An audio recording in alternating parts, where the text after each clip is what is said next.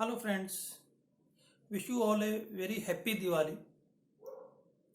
आज के पॉइंट को स्टार्ट करने से पहले मैं एक छोटा सा इंसिडेंट आप लोगों के साथ में शेयर करना चाहता हूँ। एक बार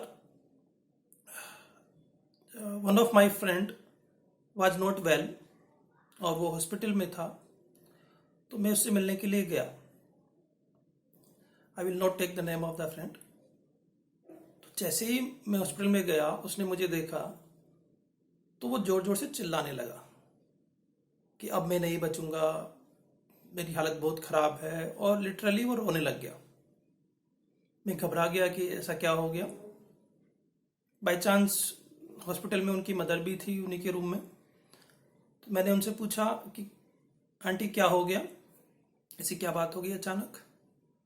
तो आंटी ने कहा कि बेटा कुछ नहीं, कोई खास चिंता की बात नहीं है, ये जब भी बीमार होता है ऐसे ही बड़बड़ाता है, कुछ नहीं, ठीक हो जाएगा, बुखार है खाली। तो अचानक से सारा माहौल चेंज हो गया और जहाँ थोड़ा चिंता की बात थी वो सब खत्म हो गई। तो देखिए, ऐसा क्यों होता है लाइफ में हमारे साथ में कि वो जो प्रॉब्लम मेरे फ्रेंड को बहुत बड़ी दिखाई दे रही थी कि ये वो बचेगा ही नहीं, वही प्रॉब्लम उन्हीं की मदर को, जबकि मदर, आपको पता है कि मदर जो है सबसे ज़्यादा टेक केयर अपने बच्चों की करती है, उनको वो प्रॉब्लम बड़ी दिखाई नहीं दे रही थी। तो कुछ लोगों को एक ही प्रॉब्लम बहुत बड़ी दिखाई देती है और कुछ लोगों को वही प्रॉब्लम बड़ी नहीं दिखाई देती है। इसका कोज है, I will take one name that is called as attached attachment. अब ये अटैच्ड अटैचमेंट क्या होता है, आज थोड़ा इसको डिस्कस करेंगे। लाइफ में जब भी हम कोई भी प्रोसेस करते हैं, चाहे से वो कोई बिजनेस स्टार्ट करना हो, चाहे से कोई सर्विस करना हो, या किसी अच्छी पोजीशन पे वर्क करना हो, या किसी एग्जाम की तैयारी करना हो, in all the situation, in most of the times we get failures. ऐसा होना है, और इसका कोच है कि we do not have the right kind of awareness and experience to do that work. तो वो फेल्योर्स और वो आपको कह सकते हैं कि डिफीट आनी ही है, और वो ज़्यादातर लोगों के साथ में ऐसा होना ही है कि वो फेलियर्स और डिफीट आएगी। लेकिन कुछ लोग उस फेलियर और डिफीट में गिव अप कर देते हैं। उनको लगता है कि एक बार या दो बार फेलियर आने के बाद में उनकी लक अच्छा नहीं है, या they are not capable of doing that thing, या उनके साथ में वो सिचुएशन वैसी चल नहीं रही है, तो वो और ज़्यादा डिमोटिवेट हो जाते हैं। उनको लगता है कि मेरा फ्यूचर इससे ख़राब हो जाएगा, मेरा फ्यूचर डिस्ट्रॉय हो जाएगा। तो जब हम इस तरह की थॉट डेवलप करते हैं तो होगा क्या, हम और ज़्यादा डिमोटिवेट होंगे, हमें वर्क करने की जो हमारी इंटेंसिटी है वो और कम होगी, और हमारी जो इनर स्ट्रेंथ है वो और कम होगी।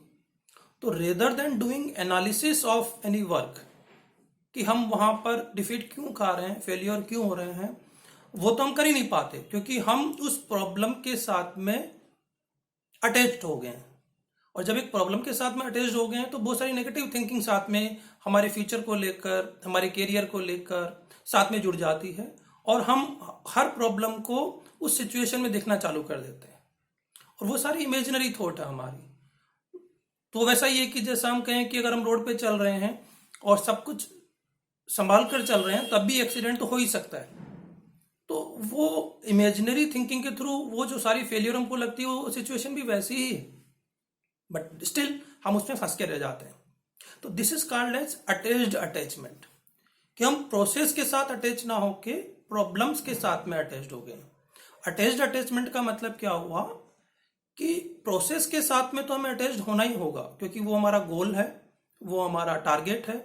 तो टारगेट बनाने के लिए हमें उस टारगेट के साथ अटैच तो होना ही होगा, हमें प्रोसेस तो बनानी ही होगी, हमें उसको फॉलो तो करना ही होगा डेडिकेशन से और डिसिप्लिन से। तो that is called over attachment. पर अटैचमेंट के साथ एक और अटैचमेंट है, वो है फेलियर के साथ अटैचमेंट। वो अटैचमेंट हमें नहीं करना चाहिए। तो क्या प्रोसेस करनी चाहिए? We should have attached detachment. अभी अटैच्ड डिटैचमेंट क्या होगा?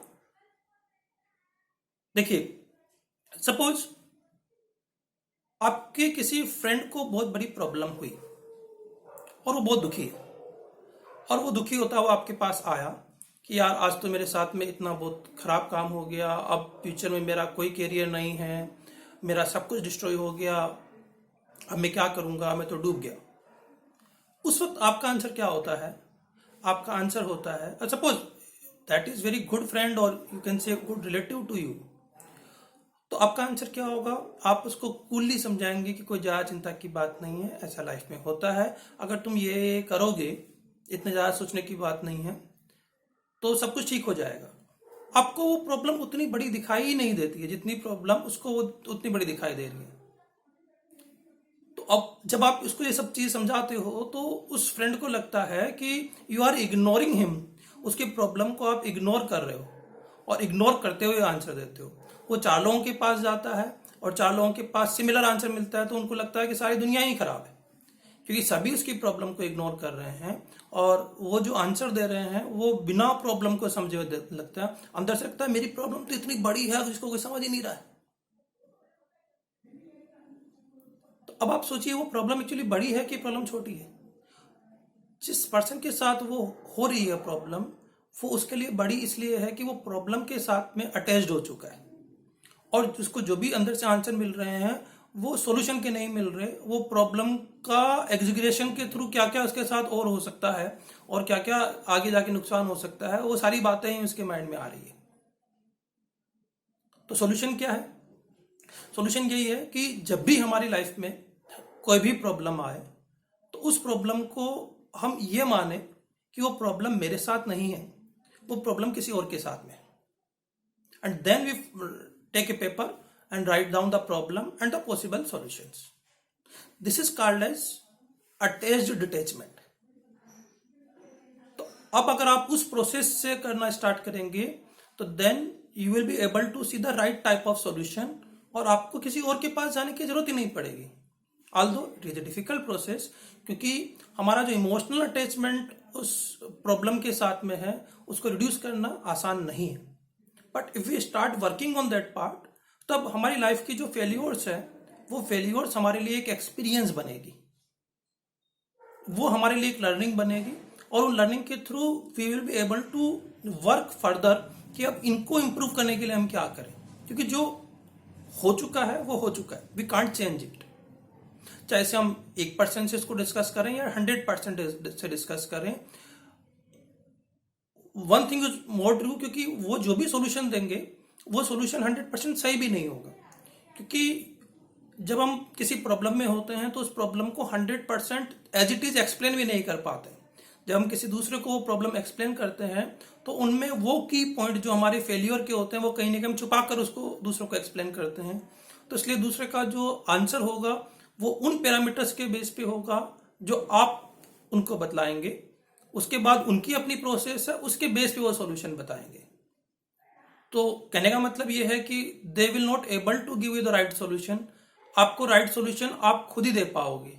उस राइट सॉल्यूशन को समझने के लिए आपको खुद ही वर्क करना पड़ेगा, लेकिन उसके लिए you have to give the right approach, and right approach is follow the path of attached detachment, यानी हम प्रोसेस के साथ में अटैच्ड हों, वर्किंग के साथ में अटैच्ड हों, लेकिन प्रॉब्लम के साथ खुद को अटैच ना करें। तो जब हम प्रॉब्लम के साथ खुद को अटैच नहीं करेंगे तो ये जो नेगेटिव थिंकिंग के थ्रू जो बहुत सारी इमेजिनरी बातें हमारी माइंड में आती है वो धीरे धीरे अपने आप ही कम हो जाएंगी, और हर फेल्योर हमारे लिए एक लर्निंग बन जाएगी। आई नो कहना आसान है, करना मुश्किल है, बट सॉल्यूशन यही है, इसके अलावा दूसरा सॉल्यूशन नहीं है। जब तक हम प्रॉब्लम के साथ में अटैचमेंट दिखाते रहेंगे और उसके साथ में बने रहेंगे तो हम लाइफ में फेलियर ही काउंट करते रहेंगे, क्योंकि फिर हर प्रोसेस में हमें फेलियर ही दिखाई देती रहेगी। तो इसको फॉलो करें, चाहे से हम स्टूडेंट लाइफ में हों, चाहे से हम प्रोफेशनल लाइफ में हों। स्टूडेंट लाइफ में भी ये बहुत इंपॉर्टेंट है, क्योंकि हमें कई बार लगता है कि हम कितने कैपेबल हैं। हमारी कैपेबिलिटी हमारे अवेयरनेस पे और हमारी वर्किंग पर ही डिपेंड करती है। Same is also true in the professional life. Failures are going to happen every day every minute, और वो फेल्योर क्या है फेल्योर? केवल हमारी कह सकती हो कि इनकेपेबिलिटी ऑफ अंडरस्टैंडिंग है। तो उसका राइट पाथ है कि we increase our capabilities of understanding through the right path. So again I wish all of you the very happy Diwali. May this Diwali you get all of your dreams and your happiness.